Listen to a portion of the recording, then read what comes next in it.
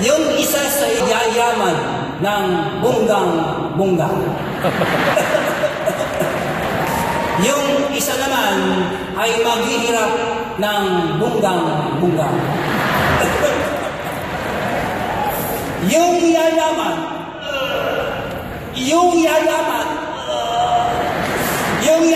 ay siya patay. Yung magkapatid, siyempre, gusto malaman sino yung yayaman. Ikaw pa naman yung isa doon, sino? Wala na. Kahit i-revive, patay na ho. Ikaw na tatay. Eh dahil sa namatay, dahil hindi nila alam kung sino yung yaman, sino yung maghihirap, nagkatingin na niya magkapatid ngayon. Mula ulo hanggang paa, sabi ng pangalan. Sabi ng bunso, lumipas ang panahon, sila po ay nagkahiwalay ng landas.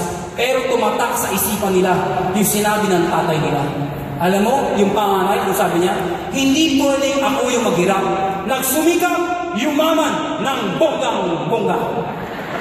Yung bunso, sabi niya, hindi porke bunso ko, ako yung magiging kawawa at magiging mahirap. Nagsumikap, yumaman ng bonggang-bongga. One day, nagkaroon ng chance na magkaroon ng reunion, magkikita sila. Excited yung panganay. Bakit? Sabi niya, at least ako yung yumaman. Kawawa naman yung kapatid ko.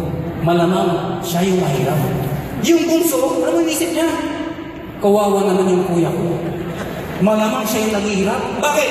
Dahil tumatak sa isipan niya yun, nagsumikap siya at yumaman din ng bonggang-bongga.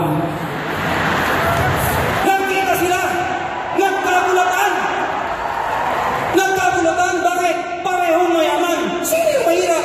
Mga kaibigan, kung ano ang pattern ng pamilya mo, ikaw ang puputol ng pattern na yan.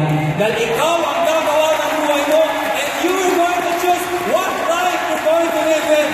Ikaw ang yayaman, ikaw ang nakailang global, narinig mo opportunity, huwag mo nang pakawalan to kaibigan. Kung ikaw ay naniniwala na para sa global ka, tumayo ka